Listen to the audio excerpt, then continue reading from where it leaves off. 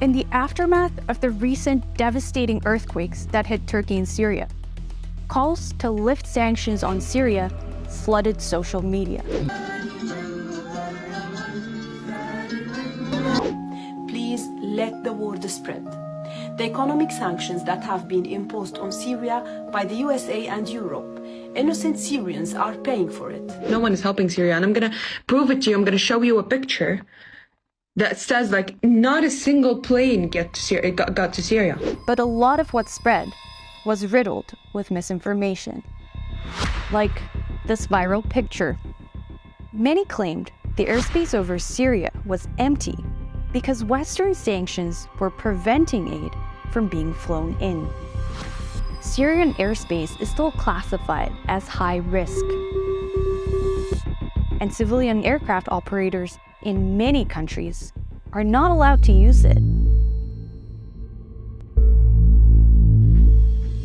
So air traffic is a poor indicator for the impact of sanctions.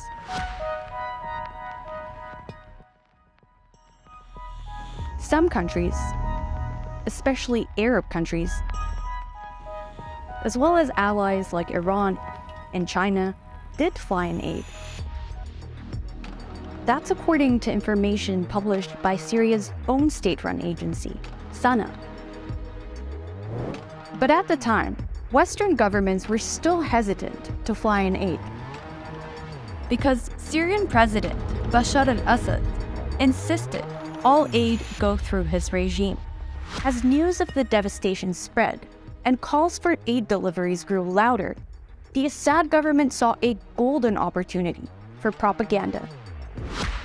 SANA published pictures of school children holding up banners calling to lift sanctions.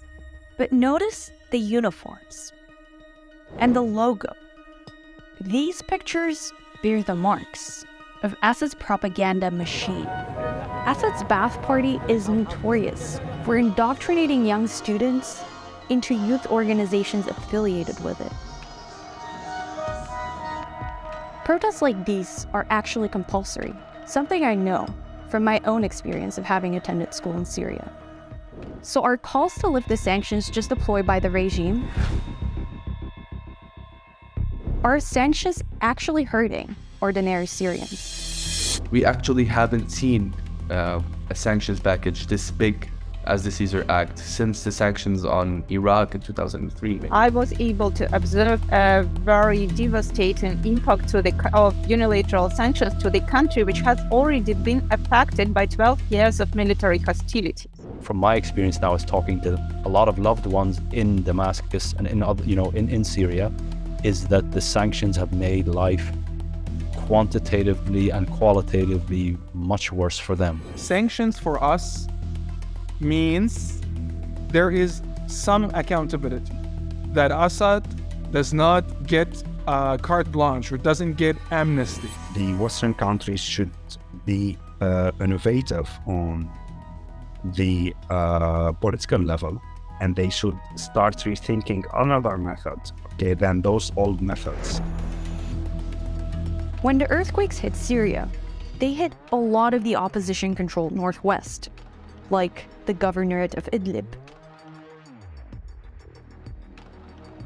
as well as parts of the Aleppo governorate controlled by Turkey and allied opposition forces.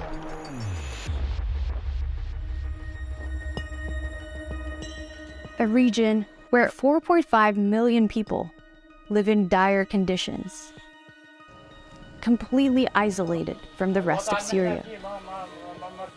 A region where the only remaining lifeline is through border crossings with Turkey. Assad's ongoing embargo on that region still controls who and what goes there from the borders of Syria. Because of this, the lifting of the sanctions on Syria will likely not ease the harsh living conditions for people there.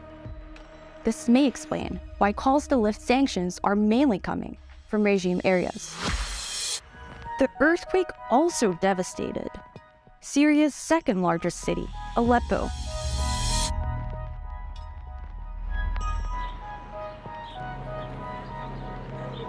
And the port city of Latakia.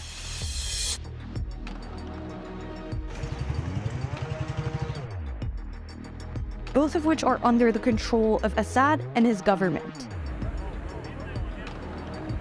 A government under heavy sanctions. Syria has been under US sanctions since 1979.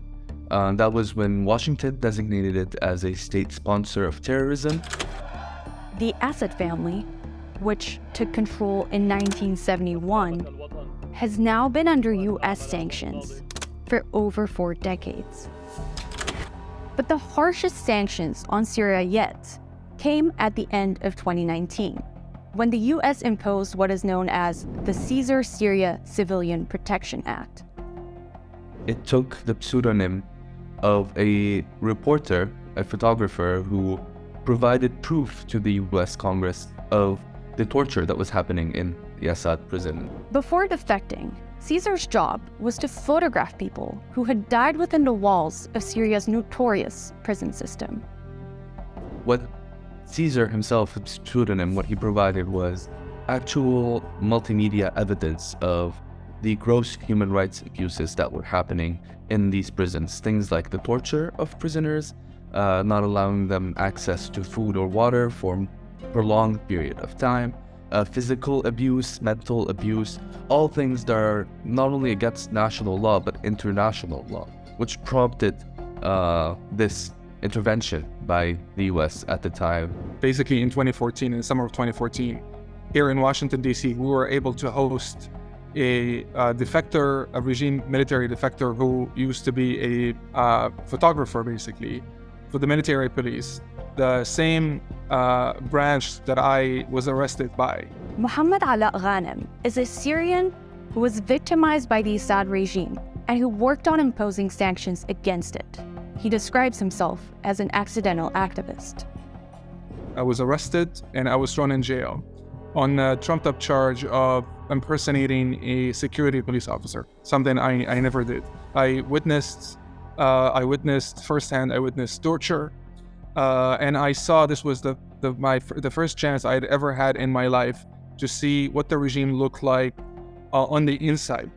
And that experience truly traumatized me, and that it stayed with me for a long time. And I would say that experience is what set me on this path that I'm on today. The Caesar photographs showed the deaths of some 6,000 prisoners within Syria's prison system. But over 100,000 people are still missing, even after 12 years of civil war. One of the key objectives of the sanctions is the release of these prisoners. This act is supposed to be a tool. It's supposed to serve as a tool to hold war criminals accountable for the war crimes that they have committed, the kind of war crimes that people saw in the Caesar photos.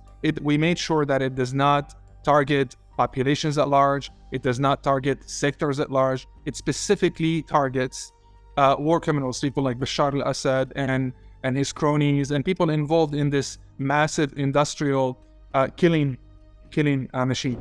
Syrians who advocated for these sanctions also intended to put pressure on the Assad regime to stop it from attacking rebel-held areas. It's less about punishing al-Assad and more about preventing al-Assad from doing these things any further in the future. And that's the goal of sanctions, to stop him. The sanctions do help, the sanctions do limit, but of course there are still ways to evade every sanction. Research shows that the regime is evading a lot of the sanctions, and that the sanctions are hurting civilians. الالتفاف على العقوبات صارت حرفة سورية، يعني صار مسألة في لها آلياتها وبسيطة، والشركة اللي بترغب بالاستثمار إذا في شركات ما بتسأل عن موضوع العقوبات لأنه ما في لها تعامل مع الغرب، والشركة اللي تخشى من العقوبات ممكن ما تظهر باسمها الحقيقي، وهذا أمر سهل. In the past 2 years, I've spoken to many Syrians who say they have no connection to the Syrian government, but have still felt the implications of the US sanctions. It's easy for people who are far from let's say, from the direct effect of those sanctions to think, oh yeah, we are targeting the government and we want to achieve political interests. I fully understand that.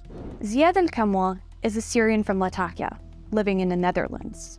He says his family has personally suffered from over-compliance with sanctions. My father, about 2 years ago, needed an operation because his arteries were blocked. And the operation was urgent, and we couldn't do it on time because when I transferred the money from because there's no way to send money to Syria. You send it mostly by people who you know and who you trust. So I had to transfer the money from my bank account in the Netherlands to a very good friend of mine, bank's account in Germany. And the transaction was blocked. And the only reason for that, because I mentioned Syria. And then I called the Ministry of Foreign Affairs in the Netherlands, and I told them there is exemption and this should be implemented in such a situation. They refused to intervene. So that's led at the end, my father has like major negative consequences. So he can't walk now. He has a lot of difficulties with walking. He needs help. So those sanctions impacted my father as well. These are known as unintended consequences of sanctions.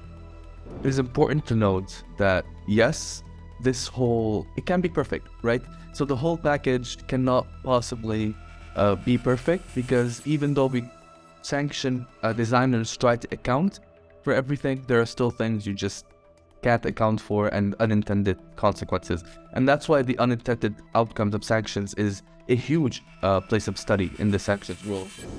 Professor Alina Duhan visited Syria last year to assess the impact of sanctions for the UN Human Rights Council. I'm not touching the political elements, but from the factual grounds and from the facts which I'm collecting, sanctions end up in affecting specifically designated individuals, but much more the affecting the population of the country as a whole in every single area, starting from the access to food and access to health facility and up to the economic, social, cultural rights. Syria is now under both US and EU sanctions. Both of them claim to have humanitarian exemptions. Our sanctions do not target humanitarian aid. Our sanctions have long-standing authorizations, long-standing carve-outs to see to it that humanitarian aid is allowed to go into Syria. I categorically reject the accusations that European Union sanctions may have any impact on humanitarian aid. And they are designed in such a way to avoid any potential negative effects on the Syria's people. Unfortunately, that's not the case. I had the possibility to talk to the UN agencies, to many international and non-governmental organizations while being in Syria before the earthquake. And all humanitarian exceptions were already in force. And they were complaining that theoretically they exist, but at the same time, they are only focusing on food and medicine. And even food and medicine can't be delivered fully, because, for example, if it's delivered to the public hospital, many donors are very reluctant to provide funds because it's a public hospital and it can be interpreted as enhancing capacity of the government in this sphere. Professor Duhan argues that the text of the sanctions that decides who is targeted and for what purpose is vague.